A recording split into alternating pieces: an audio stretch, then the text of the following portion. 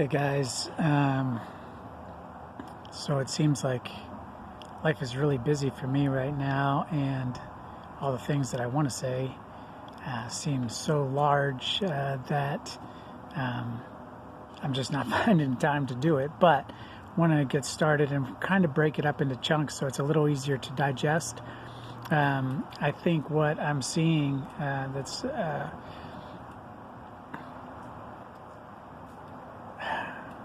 encouraging to me is that there's a lot of people coming out of the woodworks with the same kind of message that's been on my heart for the past 5 years or so. Yes, I did just touch my face, and no, I didn't just wash my hands. But anyway, one of the things I want to start with is this, conspiracy theories. You know, our media and our culture has turned a lot of things into, anytime somebody goes outside of the popular narrative, it's considered a conspiracy theory. And it's kind of almost a negative. You don't want people to label you as a conspiracy theorist. And it's kind of one of those black marks that people just want to avoid associated with their name. However, I think one of the things that we've got to realize is that there's been a conspiracy since the very beginning of time. What the church has forgotten is that there is a conspiracy. Satan, Lucifer, conspired against God to take away his throne. He didn't like his position. He didn't like, you could say, the laws and the rules that God had established. And so he conspired with, the Bible says, a third of the angels to try to overthrow God's throne. His agenda has not changed since that time. He has always tried to set up a rival government and have all mankind under the control of that government since the beginning of time. His agenda has never changed. It's always been a conspiracy with him. And the thing is the Bible tells us that this conspiracy is real. This conspiracy is happening, and that one day that conspiracy will end in his ultimate defeat when Jesus comes back. Just since the beginning of this coronavirus, you can see how the media portrays conspiracy theories and conspiracy theorists. I'm not going to go into all of them right now, but for instance, when it first was reported that this virus came out of the lab in Wuhan, the media was quick to scream conspiracy theory. They screamed conspiracy theory for 3 weeks, 4 weeks, something like that. And anybody that tried to talk about that was either silenced on social media, they were blocked on social media. There was one account that lost their Twitter account in the very early stages of this. They reported that the lab in Wuhan was to blame for the release of this virus. That was all conspiracy theory. The media labeled it as a conspiracy theory, and anytime they talked about it, it was a conspiracy theory. Now we're finding out about 4 weeks later, 5 weeks later, that this actually isn't a conspiracy theory. This is actually true, that this is what's happened. However, the media has already implanted a seed in people's mind that this isn't true. And so most people are not going to follow up with the story that they've been seeing for 3 or 4 weeks that says that this virus has come out of a lab is a conspiracy. Now, what I want to say about conspiracy theory is this. I believe that there is an agenda, that Lucifer, Satan, whoever you want to call it, has had an agenda since the time he lost his position to one day bring the entire world under one government, under his control, where he would be the leader. I believe that agenda has never stopped. And I don't believe it will until he rises up in battle against God and against Jesus and is ultimately defeated. There are things that are taking place in the deep state, if you will, and even behind the scenes of people that we don't see and we don't always know in the forefront that are advancing this agenda in the earth today. And I think the church has been mainly and largely ignorant of this agenda. We've come to this place where it's not politically correct to say that somebody's wrong. It's not politically correct to say somebody's bad or somebody's a sinner. Yet the media in their hypocrisy is quick to do that with certain individuals and certain people in this country. Christians being one of them, that we're bad, that we're the cause of the spread of the disease because of whatever reason. I don't believe we have to study and know in depth the enemy's agenda, the conspiracy that he's attempting to bring all the world under control. I don't think we have to know the intimate details of that, but I think we cannot be ignorant of it. Listen, his agenda is to destroy humanity and forever separate them from God and from relationship with God. That's his agenda. And we can't probably break it all down right here in this little video, but you're either on one side of that agenda or you're on another. There is no player in that agenda that is neutral. You're either advancing the enemy's agenda or you're advancing Jesus' agenda. You can't be lukewarm. The church is focused on the wrong fight.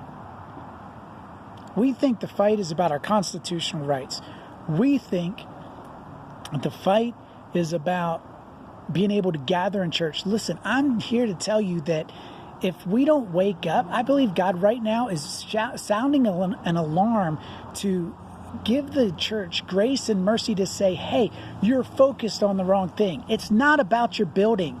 Stop calling that the church. It's not the church. You don't have a God-given right to go to that church and worship. If we don't reconsider, if we don't find alternative ways to share the gospel, and that's what it's really about, is the gospel. We're going to get into that soon because I don't think the church really understands what the good news is and what the gospel is. But if we don't understand that there's an alternative, we've got to get back to what the church was in the first century after Jesus left this earth. We've got to get back to that. It wasn't about a building. It wasn't about a building until the time of Constantine. And Constantine was not a church hero. He was not a church father. Constantine did more damage for the church of Jesus Christ and true followers of Jesus and believers of Jesus than any of the other Caesars before him, who threw believers to be slaughtered before the lions and who hung believers up to be Roman candles along as lamp posts, if you will, along the streets. Constantine did more to damage the effect of the church through compromise than what any of the other Caesars before him did through persecution. God sounded an alarm. He's trying to get the church to wake up. He's trying to get the church to realize this is the wrong fight. It's not about standing up for your rights. That's not what it is. You see, in America, we've bought into this lie and this definition of freedom. I'm going to be real blunt right now, and I'm going to do it for effect, because I think there's a lot of people whose ears will be offended by what I'm about to say. Freedom in America is defined as the ability to do whatever the hell you want. That is not the freedom that the Bible defines and that Jesus died to give you. But yet that is American Christian freedom, is the ability to do whatever I want. Nobody can tell me what to do. Nobody can tell me where I have to go. Nobody can tell me how I can't go to church.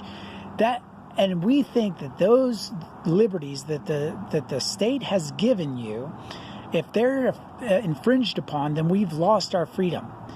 Listen, you've totally missed the freedom that Jesus paid for. Because if that's the definition of freedom, then millions of believers around the world are not free. And yet I would say that probably believers in the underground persecuted church understand the true freedom that Jesus died for more than an American Christian. So I want to start here, that the war is real.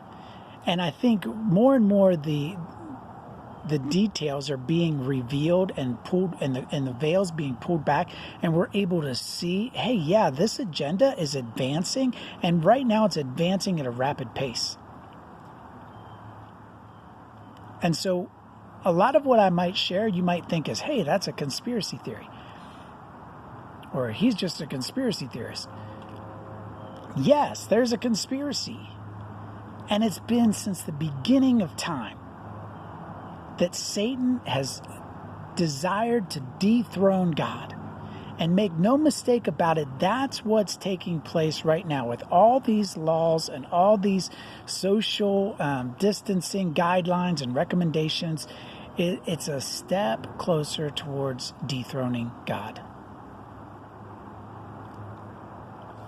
Yes, I don't think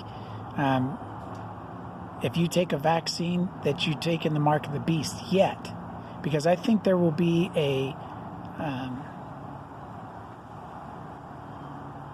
there'll be an attachment to it.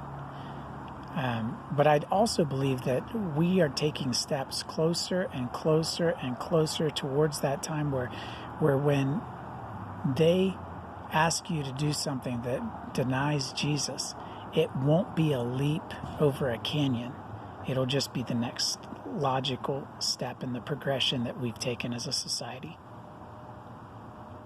Because we've got our eyes focused on the wrong thing. We think freedom is, hey, I can do whatever I want. Nobody can tell me what to do. Nobody can tell me where I can go to church. Nobody can tell me how I can hold my church services. Nobody can tell me that I have to wear a face mask. And that's a big one for me. I don't want to wear a face mask. But that's not the fight. And we're going to unpack it in little bits and little chunks. And hopefully by the time we're done, we're going to see a worldview that is biblical, but also is able to address issues that the church has largely disregarded because it's not, because it just doesn't match the narrative that we've been sold since we were children and grown up in Sunday school. So anyway, I hope you're all doing well. I hope you're encouraged. And let me just say this in closing about the conspiracy, about Lucifer's dream to bring all of the world under his control. He's going to fail. And so as a believer, we don't have to walk forward with fear. We don't have to walk forward with timidness or cowardness. We can walk with whatever's going to happen in the days ahead. We can walk with boldness, and we can walk in freedom despite whatever laws or edicts the government rolls out. We can still walk in freedom, because freedom, true biblical freedom, is the freedom to be who you were created to be. That's what freedom is. It's freedom from yourself. It's freedom from the views and the I can't even think of the word right now, the views of how everybody else sees you. It's freedom from that. Because you're confident in who you've been made to be. You're confident in your Creator, and that He's accepted you. And that's the good news that we're missing as a church, that we've missed as a society. And when I say the church, I'm not necessarily talking about your church that you're going to. I'm talking about the church at large. And so anyway, I hope you're doing well. I don't think this is the time to retreat in fear. I don't think this is either the time to raise up in arms and go get your gun and go out and try to enforce your liberties and freedoms that the Constitution says you have. We're going to address that later as well. Because I believe that the enemy's been working hard to deceive the church and to lull it to sleep and to get its focus on the wrong fight. We're going to identify the true fight, and the good news is that we win. We win in the end. So, is it a conspiracy? Yeah, it's a conspiracy. Is there a lot of things coming out that's going to reveal that conspiracy right now? Yeah, it is. Is there time to turn it back? I don't know. We'll have to see as we walk this out.